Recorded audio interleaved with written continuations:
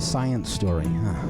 These NYU scientists, I felt right. But I was so And I just thought, well, I had figured it out It was that golden moment. because science was on my side.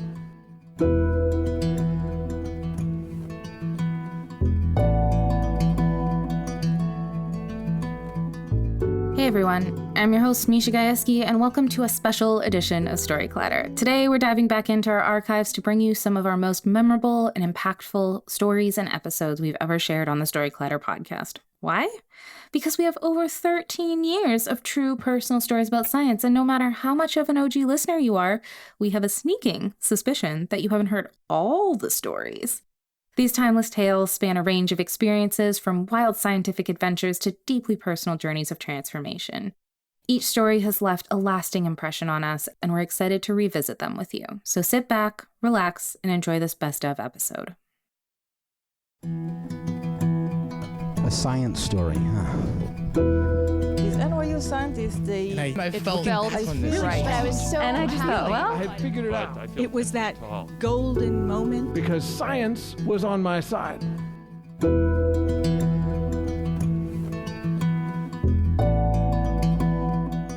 Hey everybody. Welcome to the Story Collider, where we bring you true personal stories about science.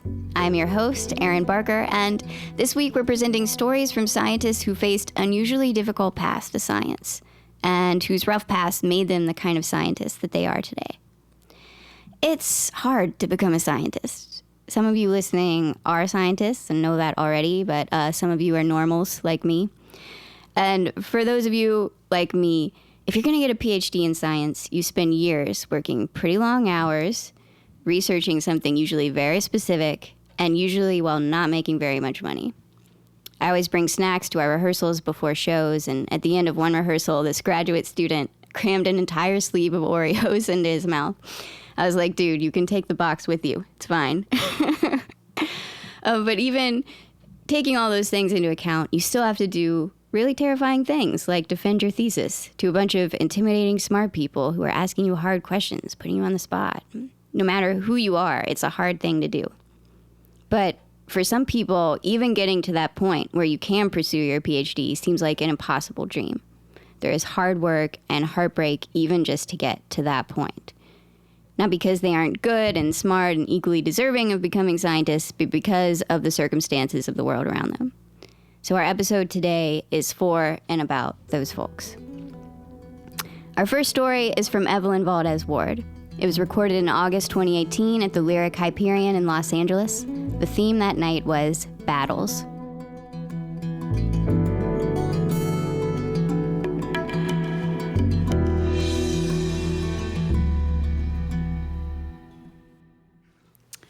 I am an undocumented scientist, and I study the way that drought affects the interactions between plants and their soil microbes. And I do this because I'm helping solve the nation's top challenges.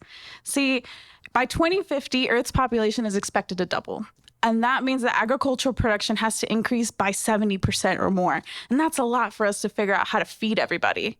But we can't do that unless we understand the way that climate change is affecting our plant ecosystems. And I love what I do, and I love plants, obviously. But I almost didn't get the chance to fall in love with science. My parents brought me to this country when I was only 6 months old. And growing up in Texas meant that the first words I ever heard in English in school were, "Speak English, this is America." And I was only 4. Still, school was everything to me. It was the one thing that I was good at. It was the one thing that made sense. So obviously in high school, I knew that my next step was college. College was the place to be. I know, what a nerd, right? But when I brought my college applications to my mom, the first question that it asked was Social Security number. And that's when my mom looked at me and she started to cry. And she told me that I was undocumented. I didn't make much of it. I didn't know what it meant because up to that point, my parents had protected me from my status. I didn't know the fear behind it. I didn't understand it until I asked my teachers for letters of recommendation. When I went up to my teachers and I asked for my letters of rec and then I shared with them my new status, suddenly things changed.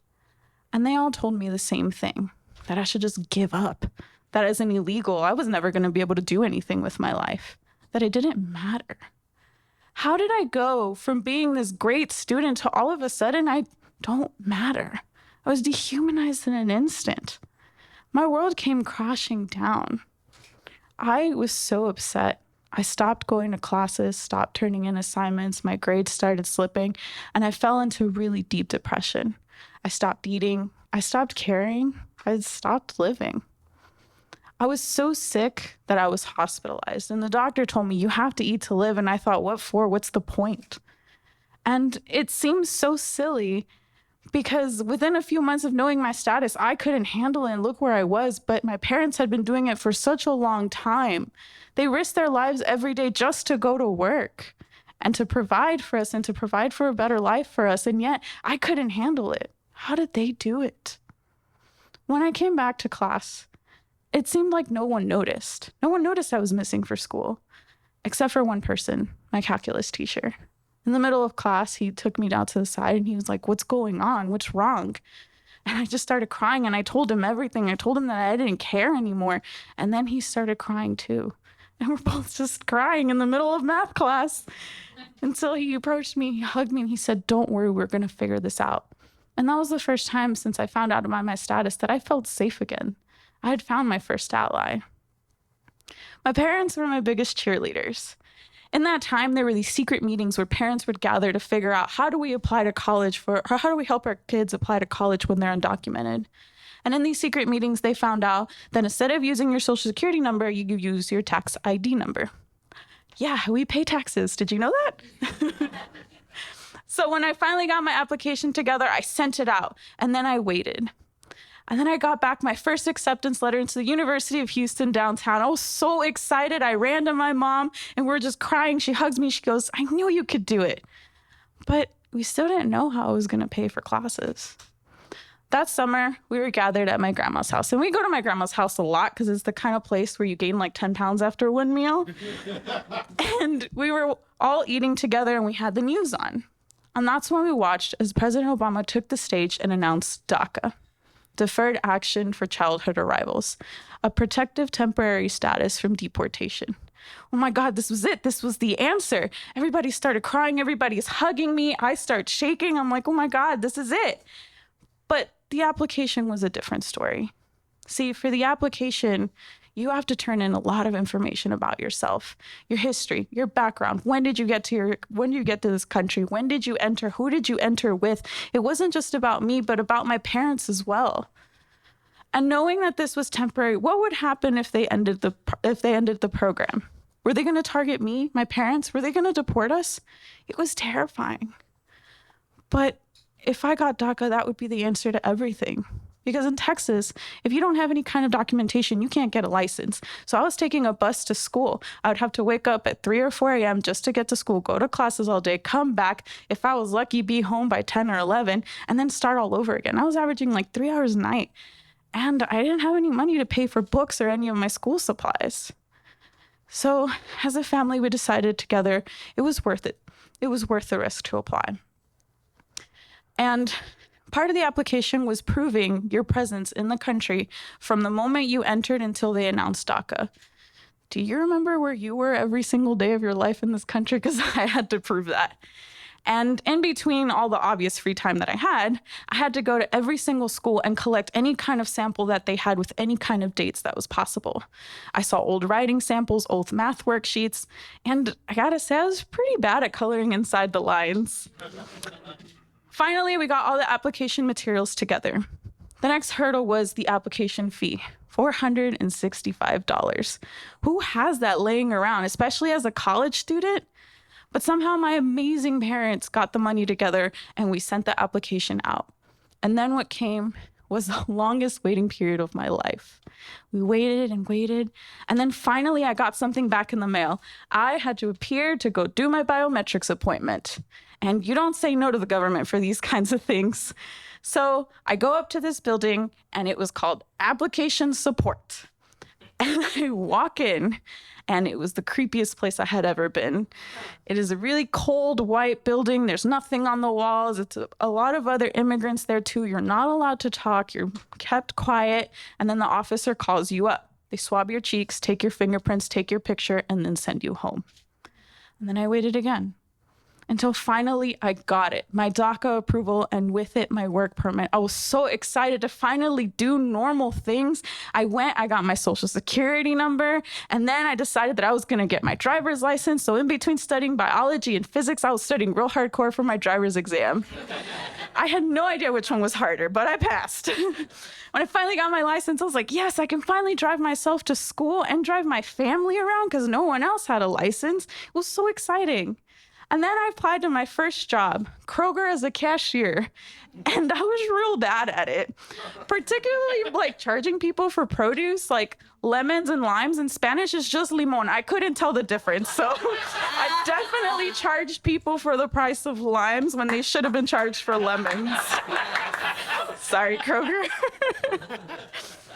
Everything seemed to have been going well until my grandma broke her leg in 3 parts. And someone as fabulous as my grandma, of course, has to break her leg in a fabulous way. And being undocumented meant that she didn't have health insurance. She was also diabetic. So we all decided as a family we were going to pitch in that summer, work, make money to pay for her medical bills. Then my mentor approached me and asked, what about research as a job? I was like, research? What is that? No, I'm fine. I'll just continue at Kroger. And then he emailed me. And he said, would you like to go to California, all expenses paid, to study plant water transport? And I was like, ew, plant water transport? Who the hell would ever care about that? It turns out that that was me, because this all expenses paid trip to California was to Bakersfield, California, where there's nothing to do but research. And I fell in love with plants. And that's where I found my love for science. And that was only possible because of DACA, because he was able to hire me as a researcher to work with him. And I was able to travel because I now had a license. But now DACA was rescinded. And currently we live court decision to court decision. We have no idea what's going to happen next. And we're living in limbo. But science has given me a voice. And I'm no longer going to live in fear. And now I use my story and I try to uplift others to show just how important undocumented people are. Because I matter and my undocumented community matters. I am an undocumented scientist. Thank you.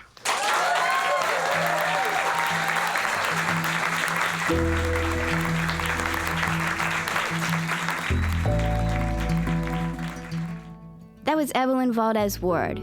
Evelyn is an undocumented Latina scientist and PhD student at the University of California, Irvine. For her thesis, she studies the impact of California's drought on the ways that plants and their soil microbes communicate and interact with one another. In addition to doing research, she's extremely passionate about advocating for undocumented scientists in STEM. She recently published her story, I'm an Undocumented Scientist Fighting for My Dream in Science, and was invited to speak at the March for Science rally in D.C. to advocate for dreamers in STEM. She's also won awards for her lobbying and advocacy efforts, which she plans to continue after graduating. And she also plans to work in science policy, where she can continue to advocate for both science and minorities in STEM. Hey, Story Collider listeners. So, I've been using my Amazfit Active Watch for about a month now, and I have to say, I'm really impressed. The battery life is amazing. I've only had to charge it once, and it's been keeping up with me through workouts, sleep tracking, and everything in between. What I love most is how it tracks my workouts. Whether I'm going for a run, doing some strength training, or just stretching in a yoga class, it gives me real-time insights that help me push myself further. And with the Zepp app, I can easily see my health tracker readiness and recovery stats.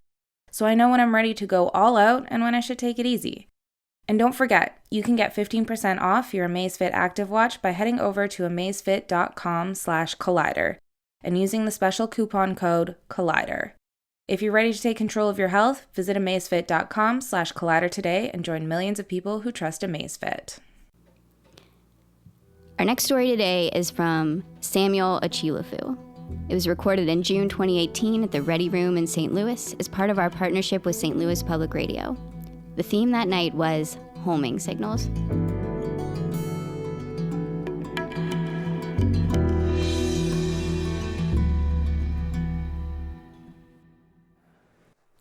I did not know exactly what caused the event, but I clearly remember that one night in 1967, my life was changed. My parents and I lived in Ada, a calm, beautiful middle belt city in Nigeria. My mom was a homemaker who really enjoyed outreach activities. And my dad, a surgical nurse practitioner who spent countless times attending to his patients and visiting the sick people. With so many friends and many toys to play with, enough food to eat, as a child, I lacked for nothing really. However, that sense of security and well-being was shattered at the age of 5 when my parents woke me up one night, bundled me into a small van, and before I knew what was happening, we were taking the boat to the other side of the riverbank. The only explanation that made sense at that time was we were in danger and we had to escape for dear life. Shortly as I looked around, there were many other Igbos, the tribe we come from the eastern part of Nigeria, debarking from different boats at that time. The scene was chaotic. Crying, sleep-deprived children, adults and teenagers, frantic parents, all trying to make sense of the situation. It was the beginning of Nigerian Civil War in 1967. A tribal war that saw the slaughtering of many Igbos from the eastern part of Nigeria that lived in the north. It was a war that was pitched between the Nigerian army that were predominantly from the north and the Biafran army that was created to protect the Igbos and a territory that was then called Biafra in the southeastern part of Nigeria. So a lot of the Igbos were bundled into his truck like sardines so that the drivers can take them to safety. We were heading home without Dad, who had to stay behind to complete his clinical duties. Unlike in the US, in Nigeria, home is not where you were born or you were raised or you've lived all your life. Home is the ancestral home of your parents. So we are heading home to the place that we become strangers. The journey home was very torturous. The truck that we used really was uncomfortable. And the local roads we took was not paved. A journey that could have taken only a few hours took a couple of days. But somehow we made it home. And upon arrival at Osaoku village, that is now part of a state we call Abia State in Nigeria, we were happy to be home. Several years before this event, my dad had built a house in this village in anticipation that one day we would go to visit our home. And as such, when we arrived, we hoped to go in there to live. But to our big surprise, another family had taken over our house. All of a sudden, we had no money, we had no food, we now have no house of our own. We became refugees in our own country. That was the state of affairs. As a 5-year-old, I started wondering, why did we leave the comfort of our home in the north to become refugees in the east?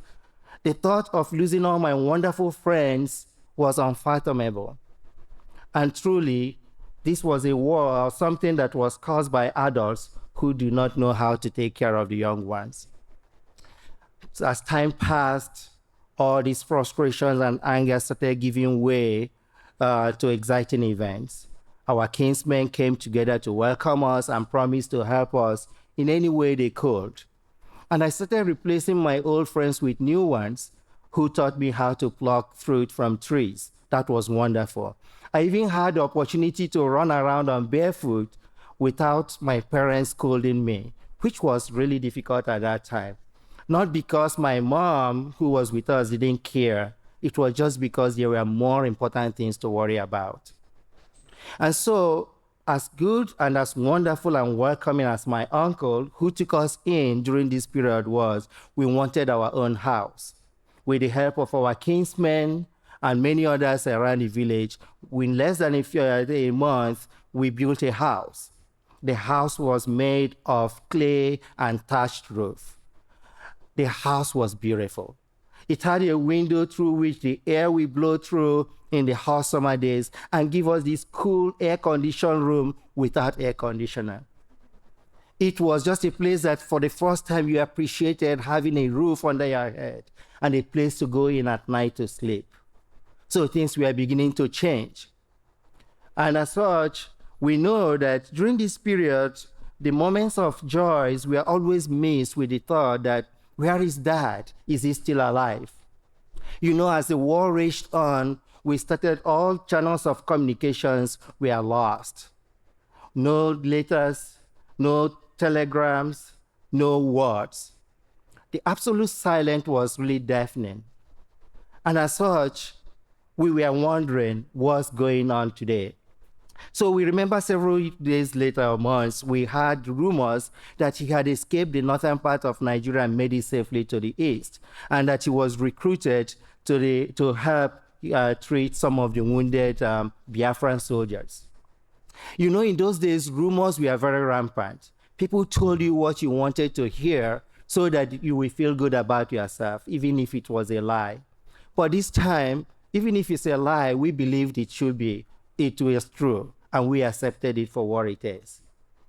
You know, looking at that, the whole event that was happening at that time, my mom took on the additional role of being our protector, our provider, our doctor, and our consoler-in-chief. That was a lot to ask for, and with limited resources, it was difficult to ask her to use her resources to buy toys for me. But I really did miss my toys, especially my toy car. So this probably was one of those first events that led to many of my failed inventions. I remember going with a friend, and we found this flat wood that was really suitable to serve as the base of a car. And then we looked around in the villages, in the dumpsters, and found tin cans that you can drill hole in between at both edges, and they became tires. And rounded woods from the forest that you can then use to insert between them, and wonderful, you have a car. And that car was speedy. It could run as fast as I could pull it. Okay. That's possibly why I became a sprinter in school. Okay. It's true, that car was pathetic. And then I used it one day as we were walking down. I saw there was a slope, and as a child, all of a sudden I was excited to climb on my car and let it drive me down the hill. And guess what happened? It broke apart. My invention has failed me when I needed it the most. But however, as pathetic as my car was, we figured out, by the way, how to fix it by using woods and solid things, and it worked better. But as pathetic as it was, it did taught me that the fact that I can make something from pieces of neglected materials was really empowering. And that was one of the beginning of my life journey in trying to make things out of nothing. So as we made that car, and life was beginning to take shape in a way that we really appreciated it. But then, all of a sudden, we started seeing the influx of refugees into the Osaoku village. What's going on? The war is now coming closer home. And there were countless parents, children, orphans, with nothing but a piece of cloth on their back, knocking on doors, hoping that somebody will let them in and give them shelter. We did. And so did many other families that opened their doors to these refugees.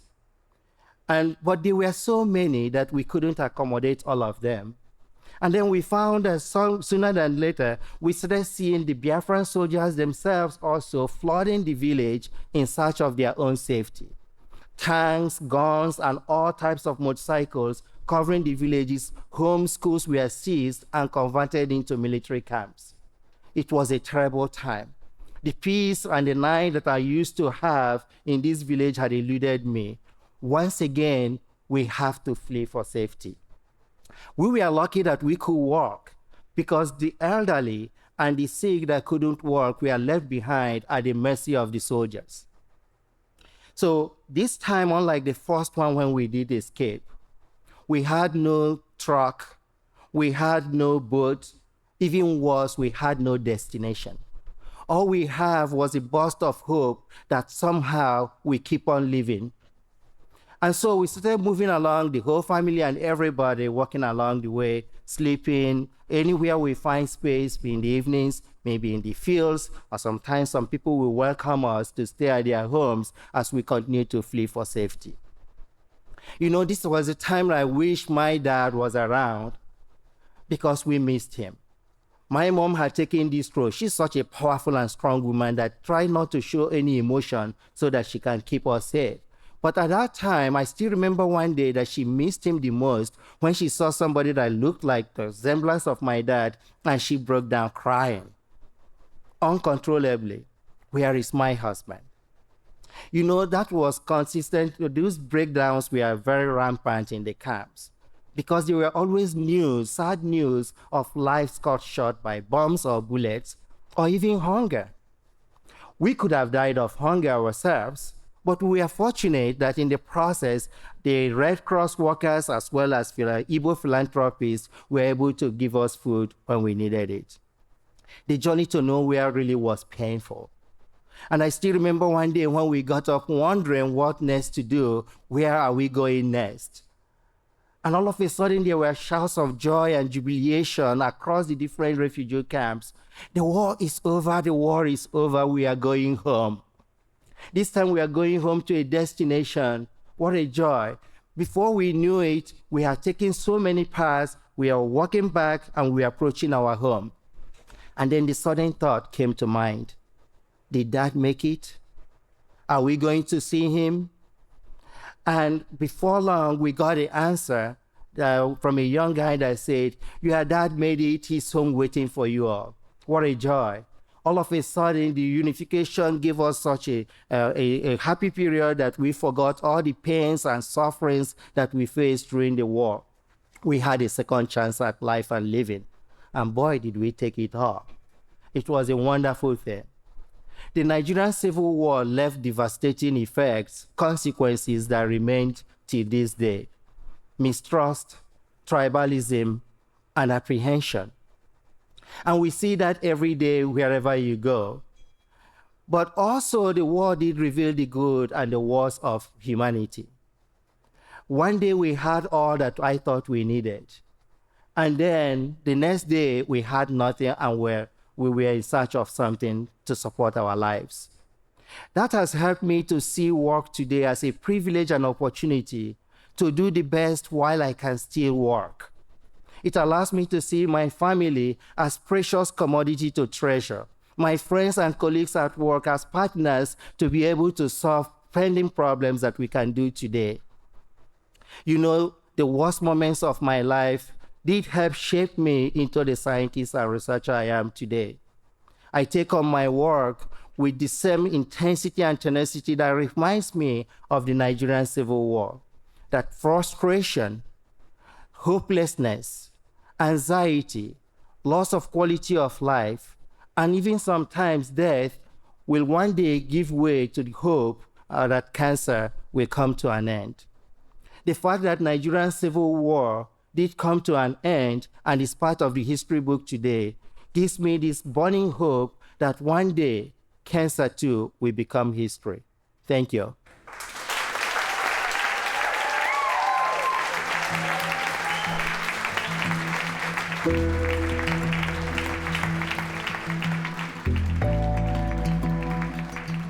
That was Samuel Achilefu. Originally from Nigeria, Samuel is the Michelle M. Tur-Pagasian Professor of Radiology at Washington University School of Medicine.